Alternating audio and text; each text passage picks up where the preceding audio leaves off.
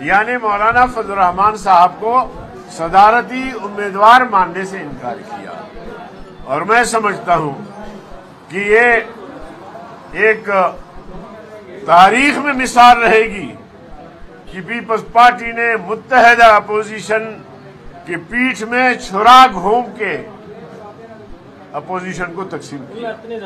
اب اس کی ذمہ داری پیپلز پارٹی پر ہوگی۔ یہ تاریخ آپ کو بتائے گی کہ پیپلز پارٹی کا کردار کیا رہا۔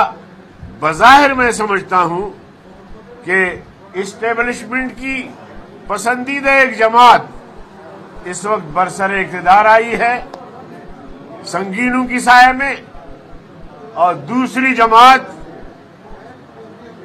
اسٹیبلشمنٹ کی پیپلز پارٹی کی شکل میں اپوزیشن، بظاہر اپوزیشن میں ہے، اور اس کا تاریخ فیصلہ کرے گا، قوم فیصلہ کرے گی کہ اپوزیشن کو کس نے تقسیم کیا، اپوزیشن کو کس نے نقصان پہنچایا۔